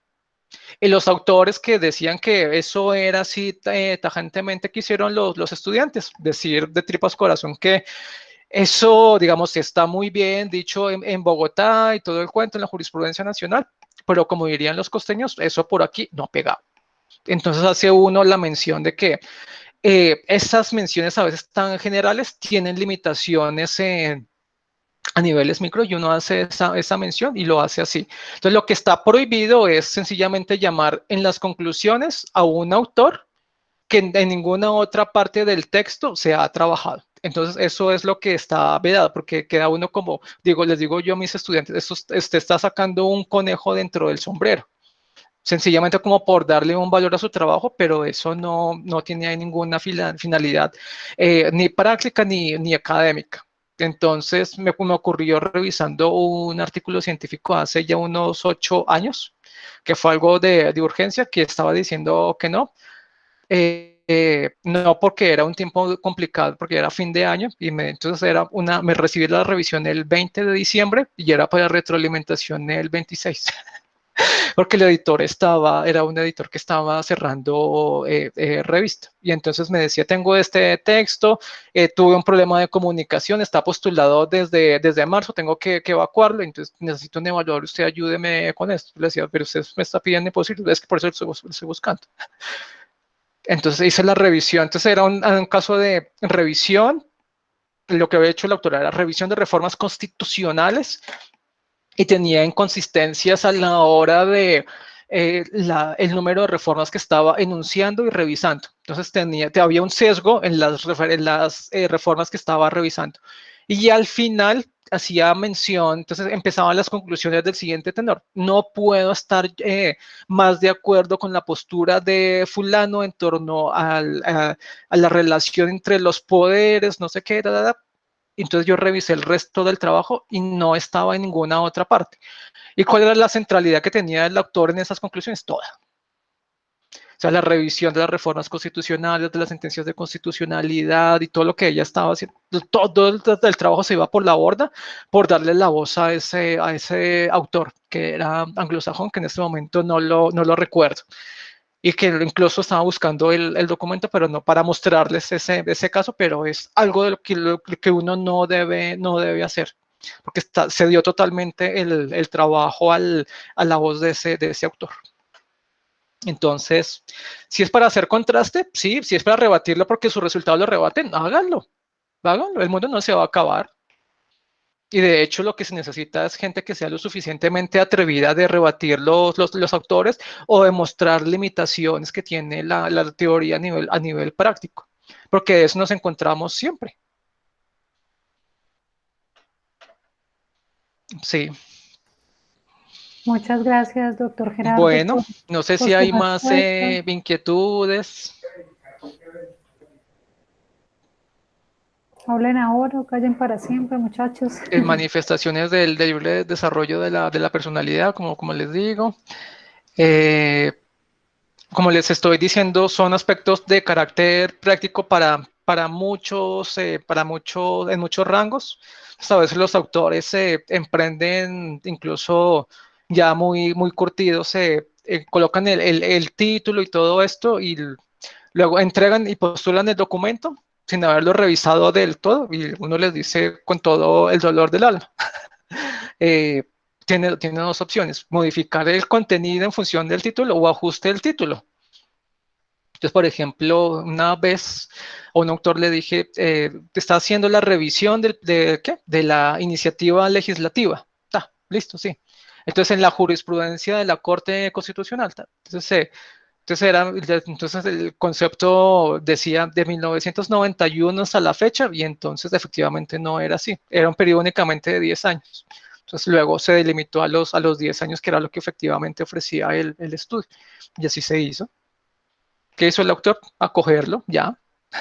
Nada pasó y nada. Y hay momentos en los cuales, y lo otro, uno en esto tiene que asumir mucho la postura constructiva y es la construcción del conocimiento, aun cuando uno estamos en el rango del derecho y queramos asumir que es una posición tajante, el conocimiento siempre se está reformando. Entonces, si uno hizo un ejercicio de revisión de jurisprudencia, de lo que sea, el estado de ese estado del arte, la vigencia de ese estado del arte es limitada en función de ese rango particular. Entonces quedó en función, por decir algo, en función de 2020 mayo, que fue lo último que tenemos, que se revisó en junio y que se postuló a la revista, que surtió el proceso editorial en junio y todo lo demás y que se va a publicar finalmente en diciembre. Entonces, efectivamente, no le van a pedir al autor que revise los meses restantes de ahí en adelante, ¿no? Quedó delimitado el periodo de tiempo. Que luego alguien puede volver a revisar y decirle que ha cambiado y que hubo una modificación sustancial por lo que se ha dado aquí a nivel de COVID-19, o por ejemplo, cosas así por el estilo. En materia de potestades administrativas. O sea, quien haya escrito algo de potestades administrativas con fecha corte primera semana de marzo, es un texto, y a partir del cierre por la cuarentena y todo lo demás, ese texto es completamente distinto, ¿no? Por todo lo que dijo un amigo mío, tenemos en materia de derecho covidiano. Sí. Así es, doctor, muchísimas Sí. gracias. Bueno, Muchísimas pues. gracias. Bueno, no sé si alguien tiene algún comentario. Si no, pues doctor, muchísimas gracias por Bueno, habernos muchas acompañado gracias esta noche, por las a ustedes recomendaciones por tan la valiosas. invitación. Discúlpenlo si en algún momento fui poco riguroso. Ignoren el nombre de los estudiantes, ya deben ser abogados. no vayan a hablar mal de ellos porque si son penalistas, ellos se sienten mucho y son muy dados a la injuria y la calumnia intrascendente. Bueno, pues entonces hasta luego, hasta una próxima oportunidad y nos seguiremos Muchísimas hablando. gracias, doctor. Bueno, Claro pues que sí. hasta Muchas luego. gracias. Muchas gracias. Muchas gracias. Muchas gracias, Hasta por la luego. información. Muy amable. Chao, chao. Hasta luego. Bueno, muchachos, espero que haya sido un poco ilustrativa las recomendaciones del doctor Gerardo, que pues cuenta con todo el bagaje dentro de los procesos editoriales que ha realizado y por supuesto en sus procesos académicos para brindarles esas recomendaciones. Bueno, quería con esa charla dar un cierre un poco a este tema del artículo de investigación que hemos estado hablándole durante todo el semestre y aprovechar ya estos minutos que nos restan para cerrar un poco ya las aclaraciones, las dudas que puedan existir frente a la entrega. Pues el examen como tal está programado para el día de hoy, sin embargo, pues ustedes saben que no tenemos examen como tal, sino que se va a realizar las dos entregas que tenemos previstas. Tenemos previstas la entrega del plan lector. Recuerden que la actividad de plan lector, tal como, bueno, les voy a compartir pantalla si de pronto alguien todavía no tiene claro la actividad de plan lector, entonces se les voy a reiterar muy a grosso modo, simplemente como para que no haya ninguna duda al respecto. Entonces, no olviden que hablamos de la actividad de plan lector con base en el capítulo 3 del texto El declive de los fundamentos económicos de la paz, que concluimos que la actividad es la entrega de un mapa conceptual en donde ustedes sinteticen las ideas expuestas por el autor en ese tercer capítulo que incluye el apartado que él denomina reflexiones finales, ¿no? No olviden que no hay que, bueno, alguien me preguntó por ahí si había que hacer un video explicando el mapa conceptual o algo así, no tienen que hacer ninguna entrega, digamos, audiovisual, no, es solamente la entrega del mapa conceptual y junto con el mapa conceptual una reflexión de una página frente al contenido de ese autor. Lo único que les pido es que esa reflexión no citen nada del autor, no es decir, no citen nada textualmente, sino que sean ustedes, en palabras de ustedes, los que hagan la reflexión. Bien, que se evidencie que ustedes fueron los que escribieron esa reflexión, porque en el mapa conceptual ya están las ideas del autor. Entonces no es necesario volver a copiar una cita, no, definitivamente no debe haber una cita textual dentro de la reflexión, va a ser única y exclusivamente el aporte de ustedes, que decíamos es una actividad muy concreta porque la reflexión es de una sola página, ¿no? Es para constatar que efectivamente se haya dado esa lectura. Tenemos entonces, bueno, ya que ustedes programaron la actividad para esta semana, técnicamente pues habría hasta hoy a medianoche para entregar el artículo, pero la idea era que pudiéramos hacer un buen cierre hoy, por lo tanto les extendí la entrega del artículo hasta este domingo, es decir, tienen plazo de las dos actividades hasta este domingo. Las dos ya están habilitadas en la plataforma Moodle, de manera que los que ya tengan la actividad realizada la pueden ir subiendo a la plataforma. Recuerden que la actividad Plan Lector también es una actividad grupal en sus grupos de trabajo. Los que la quieran hacer individual, la pueden hacer individual. Varios me comentaron, ¿no?, que por cuestiones a veces de temas laborales, etcétera, prefieren trabajar solos, pueden hacer la entrega solos, no hay ningún inconveniente. Y pues cada uno pues hace la entrega a través de la plataforma Moodle. ¿Listo?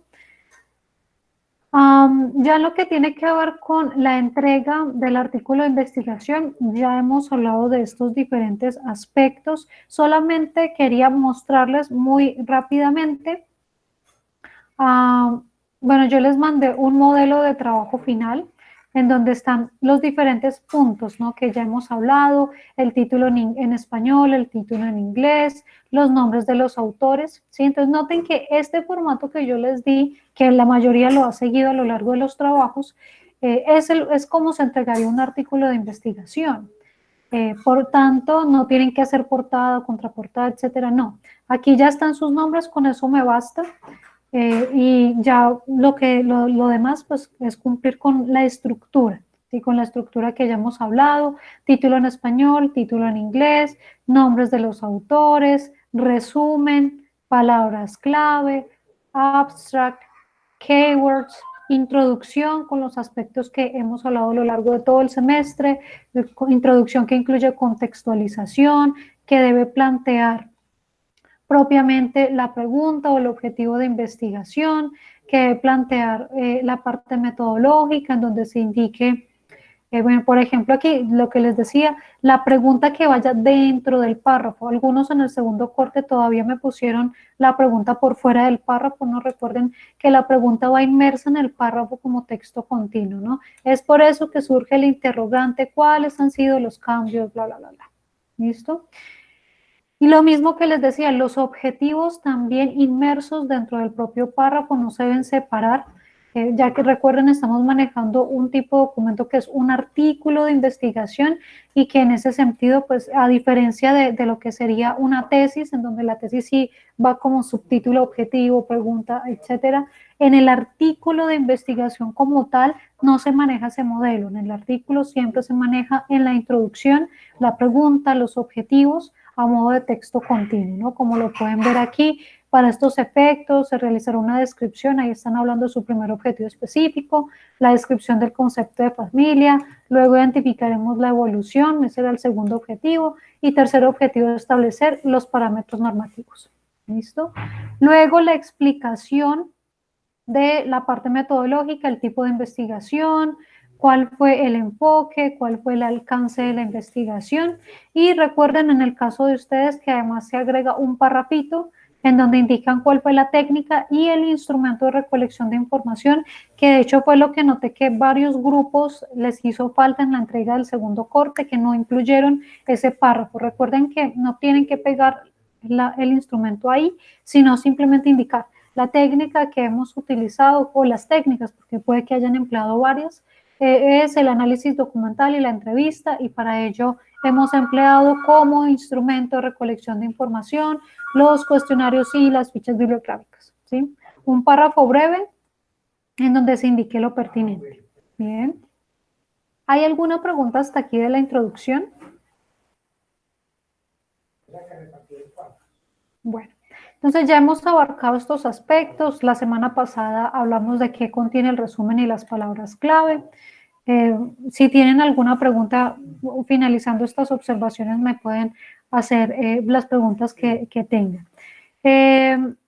Luego, pues teníamos el capítulo marcos referenciales, que ya ustedes saben, pues los marcos tenían 4 partes: el marco legal, el marco jurisprudencial, el marco teórico conceptual y el estado del arte, ¿no? Recuerden lo que les insistió a varios grupos en las entregas, no olviden que son 3 fuentes por marco, algunos solo trataron una fuente, otros solamente 2, recuerden que son 3 fuentes por marco.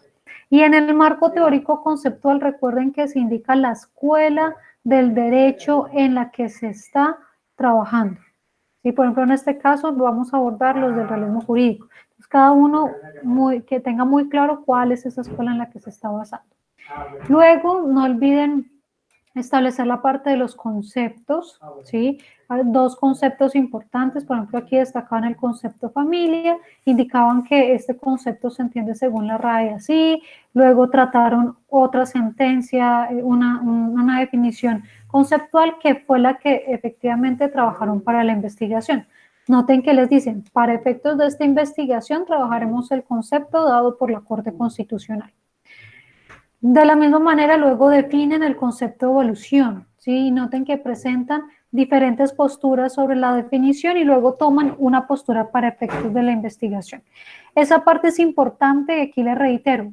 Recuerden que la parte conceptual se refiere al concepto, la definición de los 2 términos, en este caso les he pedido 2 términos relevantes para su investigación. Entonces, les pido que sean claros en el concepto, porque algunos me decían, para nuestra investigación es importante el término medio ambiente.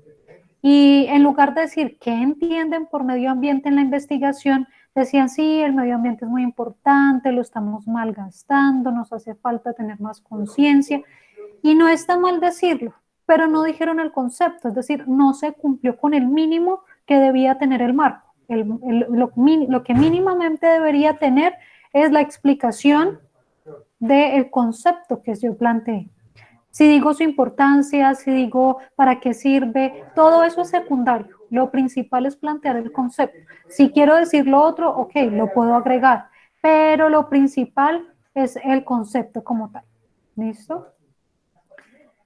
En el estado del arte, bueno, ya ustedes saben que plantean dos investigaciones, en este caso, por ejemplo, planteaban el de Néstor Arévalo, el de Peña Huertas, en donde hacen una breve síntesis. Noten que no es necesario, así como se los mencionaba el doctor Gerardo, no es necesario realmente transcribir o plantear una cita textual, sino que se evidencie que ustedes extrajeron algún aspecto de esa investigación, es decir, que entendieron que planteaba esa investigación.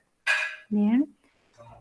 Hechos los marcos referenciales, pues lo que viene es como tal el desarrollo de los objetivos específicos. Tenemos el capítulo 2, en este caso, que correspondía al desarrollo del primer objetivo específico. Luego el desarrollo del capítulo 3, que correspondía al segundo objetivo, que si ustedes recuerdan, en la introducción se decía que el segundo objetivo era identificar o examinar la evolución del concepto de familia. Y noten que efectivamente el capítulo corresponde con el desarrollo del objetivo que se dijo en la introducción que se iba a tratar en segundo lugar. Luego, el cuarto capítulo pues corresponde al tercer objetivo específico que efectivamente fue enunciado dentro de la correspondiente introducción para finalmente entonces llegar a unas conclusiones.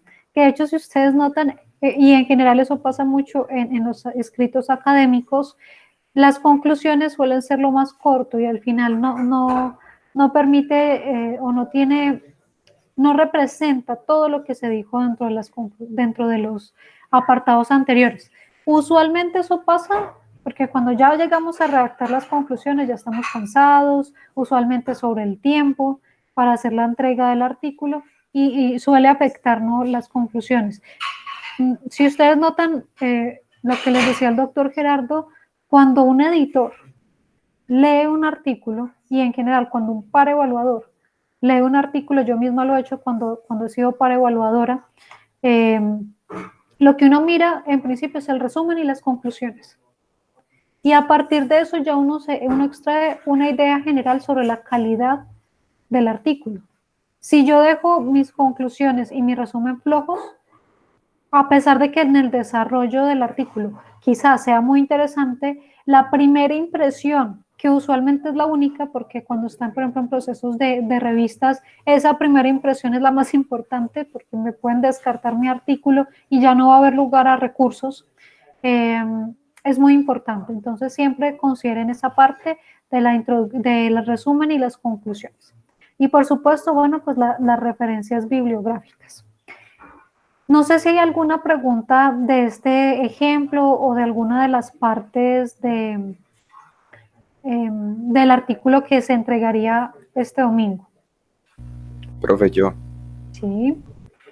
Respecto de las conclusiones, al momento, pues, valga la redundancia de ya entrar a sintetizar el tema, es importante y es imprescindible hacer acopio a todos los apartados que uno hizo en lo que fue la estructura del artículo o simplemente a algunos, porque pues si bien es cierto lo que usted dice es verdad, cuando uno está haciendo la conclusión, ya sea por cuestiones de tiempo o otras ajenas, pues se queda como uno corto en lo que es la conclusión. Sin embargo, la pregunta es importante no prescindir de lo que está allí en el artículo, o sea, hay que concluir respecto a lo que está allí o se puede salir un poco de eso.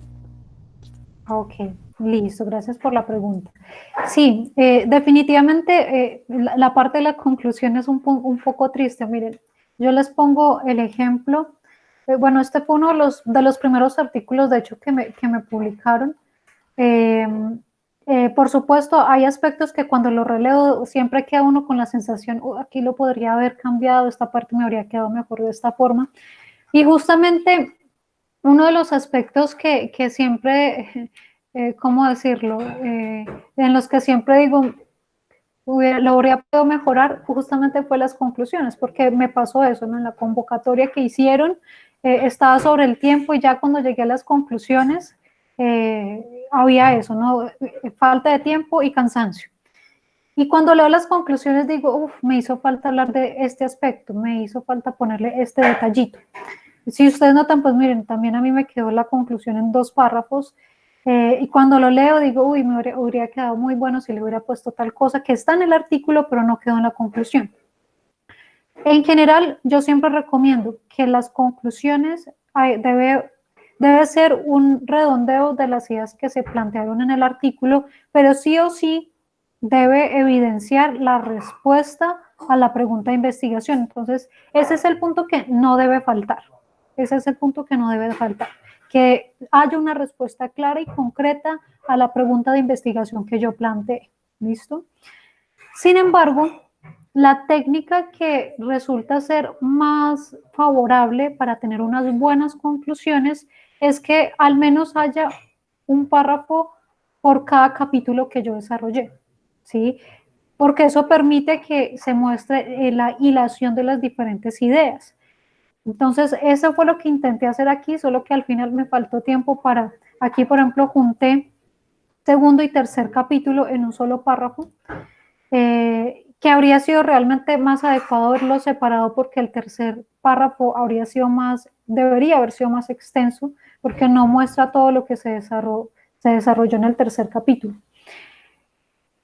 Por lo mismo, algo que ha servido, que me ha sido útil desde esa época, desde el aprendizaje con este artículo, es que cuando ustedes redacten su correspondiente artículo y estén desarrollando los diferentes capítulos, una vez finalizaron, por ejemplo, terminé el capítulo del primer objetivo específico, de una vez hagan un párrafo de conclusión sobre ese artículo y lo van poniendo provisionalmente en las conclusiones.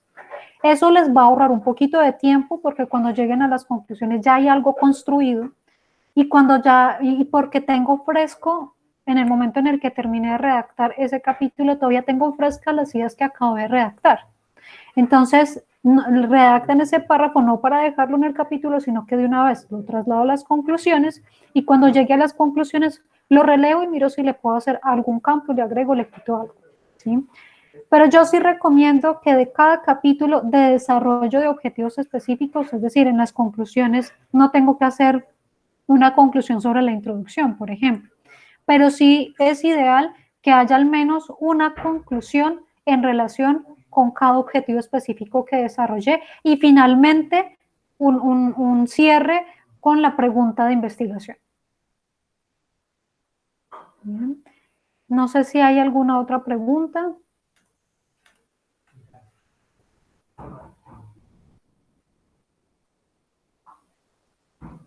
Bueno. Si no hay ninguna otra pregunta, sí quiero hacer una recomendación final con base en algo que veía en otro grupo y que me parece importante reiterarles, ¿no? No olviden que cada capítulo de desarrollo de los objetivos pues tiene un subtítulo, eso se los mencionó el doctor Gerardo, la importancia que tenga un buen subtítulo en relación con el contenido propio de ese objetivo específico. Pero además es importante, que no se olvide,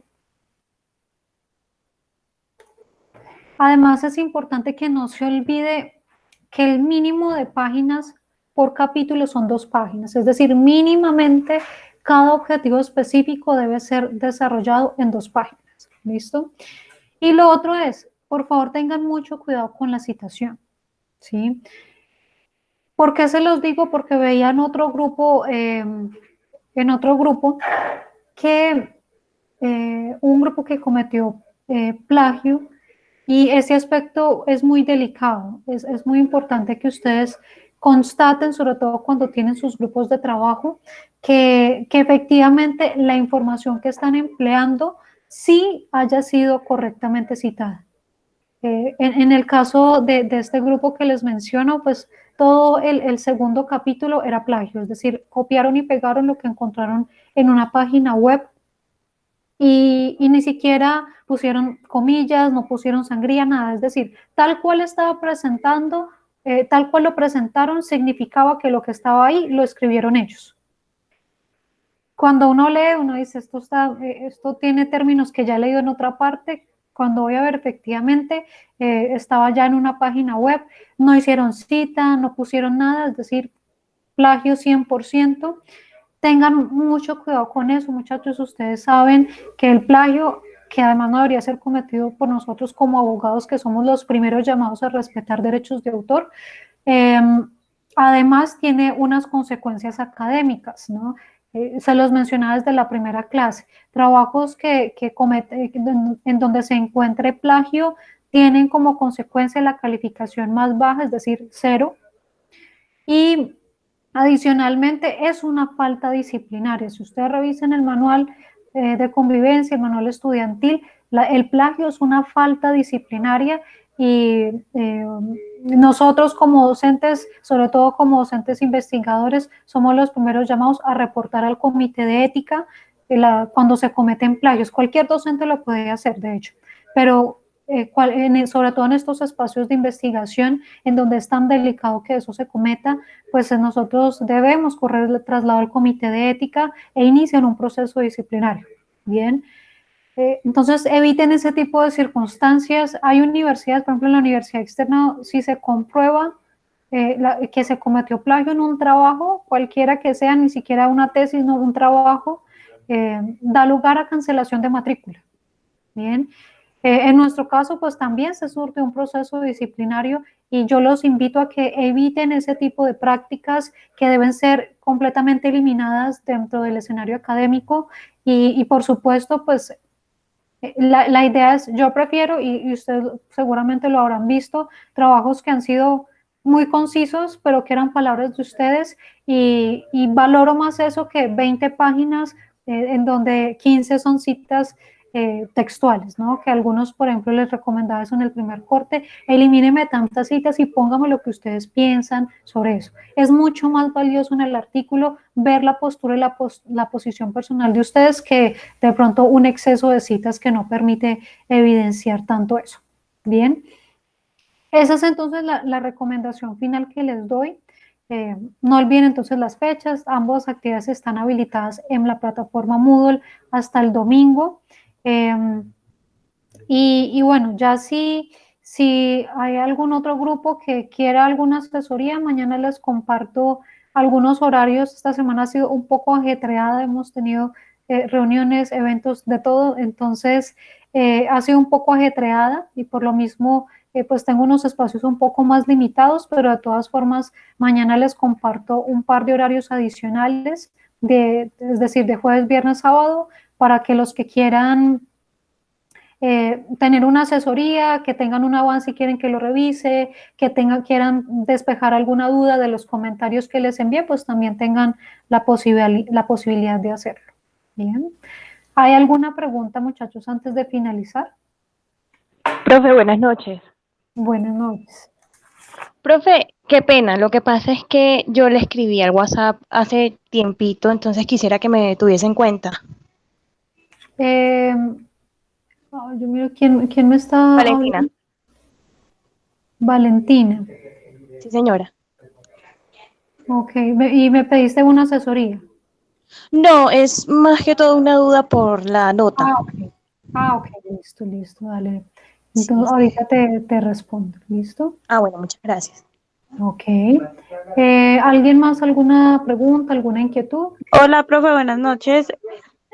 Profe, una preguntita. Pues es que tengo una duda, pero pues sí me gustaría solamente de aclararla con usted. No sé si ahorita más tarde me puede regalar 5 minuticos. Sí, claro, si gustas, finalizando, bueno, no nos falta sino llamar a lista. Entonces, si gustas, llamamos a lista y terminada, pues ya termino la Bueno, grabación y me comentas si quieres de una vez. bueno, profe, bueno, gracias. Listo. Bueno, ¿alguna otra pregunta, muchachos? Bueno, entonces voy a llamar a No, lista. al momento. Ok, listo, gracias. Brian Alzate.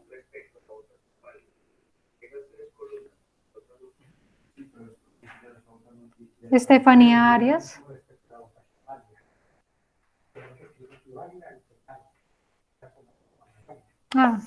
Sí. en el grupo 22. Ya decía yo que Estefanía yo la había visto el lunes y yo dije, ve, hay dos Estefanías. Bueno. Sebastián Camilo Barrera.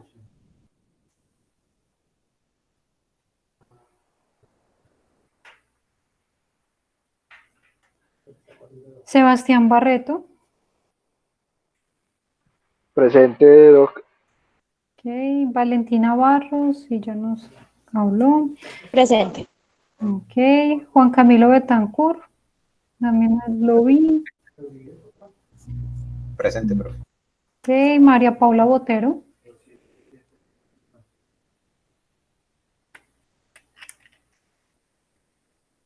Cristian Mauricio Campos. Presente. Ok, Daniela Capera.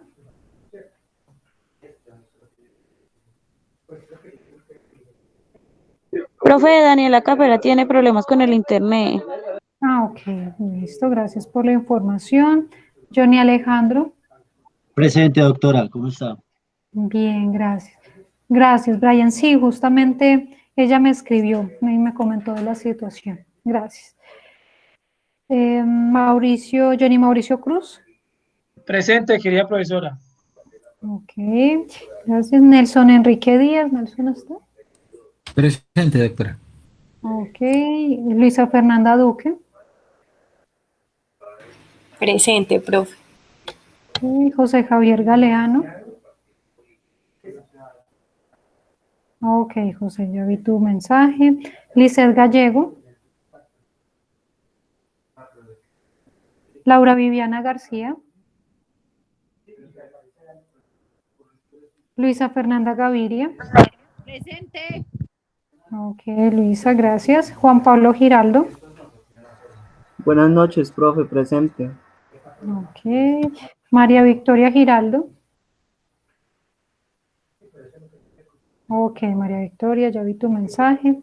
Oscar Eduardo Guevara.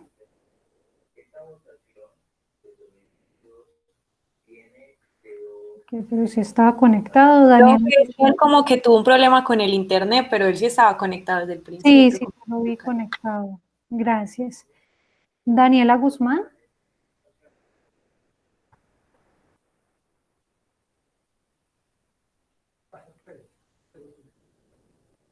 Bueno. Geraldine Henao. Ok, Geraldine, gracias. Brenda Hernández. Presente, profe. Ok. Paula Andrea Herrera. Ya tuvo problemas con el internet. Sandra Milena López. Presente, profe. Ok. Oscar Humberto Marín. Presente, profe. Ok. Samir Abdul Mejía.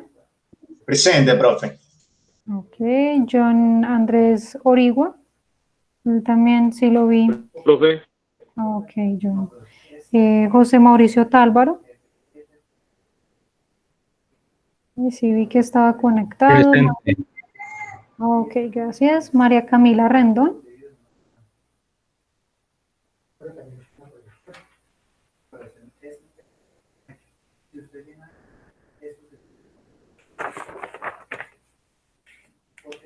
Brian Steven Rojas.